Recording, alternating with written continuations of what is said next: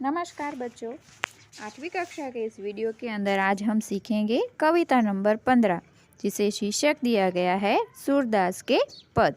बच्चों, सूरदास जी के बारे में कुछ बात करें तो सूरदास जी श्री कृष्ण के परम भक्त माने जाते थे।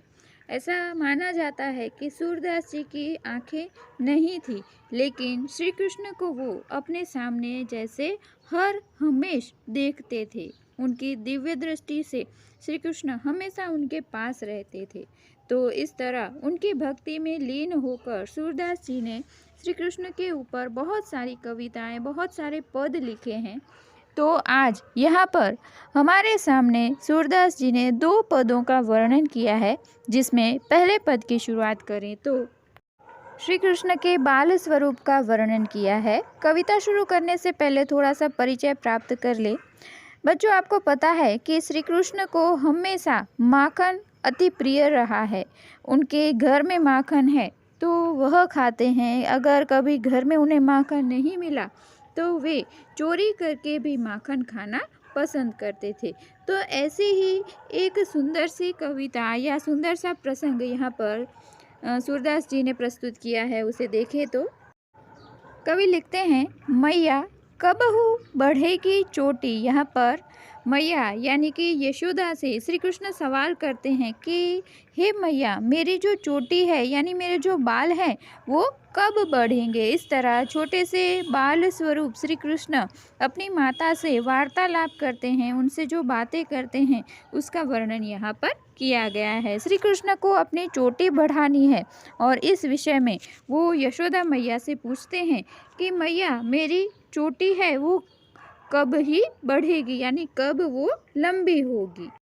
तो पहली लाइन से ही हमें लग रहा है कि शायद श्री कृष्ण अपने बालों को बढ़ाना चाहते हैं। यहाँ पर आगे की 2 लाइनें साथ देखें तो कितनी बार मोहि दूध पियत भई, यह अजहू है छोटी।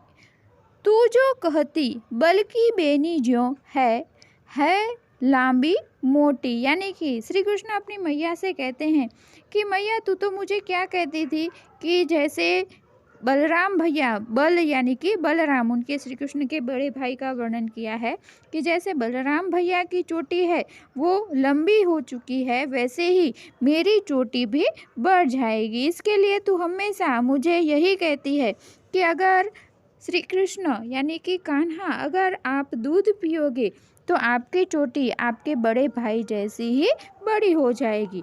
और यही कहकर मैया तू मुझे बार बार दूध पिलाती है, लेकिन अजहू यानी कि आज तक मेरी चोटी बड़ी हुई नहीं है। यानी कि जैसे किसी भी छोटे बच्चे को लुभाने के लिए, उसे खिलाने के लिए उसकी माँ है वो तरह तरह के प्रयत्न करती है, वैसे ही मैया यशोदा श्री कृष्ण को दूध पिलाने के लिए यही कहती थी कि अगर आप दूध पियोगे तो आपकी चोटी भी आपके बड़े भाई बलराम जैसी ही लंबी और मोटी हो जाएगी। और इसी लालच में श्री कृष्ण दूध भी पी लेते थे। लेकिन अब वो शिकायत करते हैं कि मैया, तू मुझे इस तरह दूध तो पिलाती है, लेकिन अब तक मेरी जो चोटी है वो भैया जैसी लंबी नहीं हुई है, मेरे जो बाल हैं वो उतने ही बड़े हैं। इस तरह वो बालों के लिए शिकायत करते हैं। आगे की पंक्तियां देखिए, काढ़त गुहत नहावत जय है, नागिन से भुई लोटी, काचो दूध पियावत पची पची, देती न माखन रोटी। यहाँ पर भी उसी बात को आगे ले जा रहे हैं श्री कृष्ण। वो अपनी मैया से कहते हैं कि काढ़त गुहत यानी काढ़त यानी कंघी करना, बाल बनाना, गुहत यानी कि गूंथना, चोटी को गूंथना, और नहावत यानी कि समय। जब आप मेरे बालों को कंघी करते हो, जब उसे गूंथते हो, तो उस समय वह नागिन की तरह भूमि पर, भूमि यानी कि भूमि, जमीन, उसके ऊपर लौटती नहीं है। लौटना यानी कि यहाँ वहाँ फैल जाना। तो श्री कृष्ण अपनी मैया से कहते हैं कि आप बार बार मुझे दूध तो पिलाती हो, लेकिन तब आपने कहा था कि मैं अगर दूध पीऊँगा तो मेरी जो चोटी है वो गूंथते समय इतनी लंबी हो जाएगी कि वह नागिन की तरह ज़मीन पर लौटने लगेगी। यानी कि ज़मीन के ऊपर यहाँ वहाँ मेरे जो बाल हैं वो नागिन की तरह लहराएंगे। लेकिन ऐसा अभी भी नहीं हुआ है।